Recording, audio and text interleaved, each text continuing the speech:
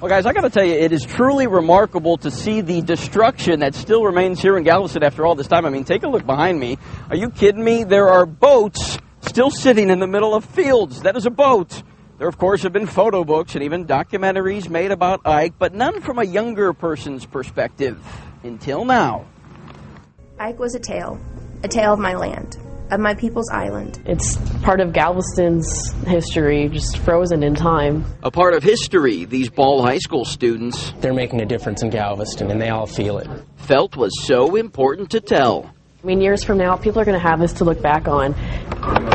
Armed with cameras and a commitment, the self-titled Hurricane Storytellers are trying to raise national awareness of what Ike has done to Galveston. Film teacher Bob Weiss and his media technology class have spent months during and after school. It's hard on the heart. Interviewing islanders who saw it all. People lost everything. Including many of these student filmmakers. I think it's a really significant start for us to start our film careers with something that's so close to our hearts. Ike, a documentary, is a story of the storm told by some of its youngest victims. We would grow silently after this destruction.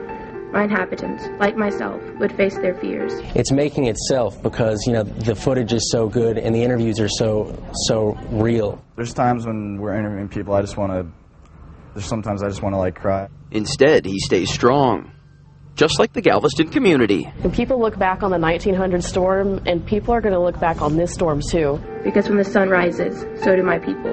Because when the sun rises, so does our future. Because when the sun rises, my tale is told.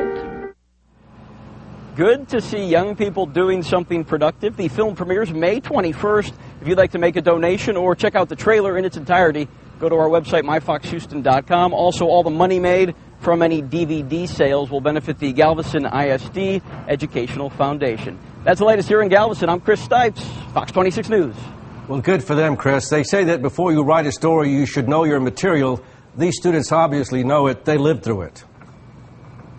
Yeah, no doubt about that. A lot of students said that they lost half of their homes or their entire homes. At first, they weren't sure whether they wanted to actually do the documentary, but then they realized how truly important it was to the community, so they went ahead and pursued it. It's going to be about 70 minutes in length. They've got about another month of work to do. We look forward to that premiere on May 21st.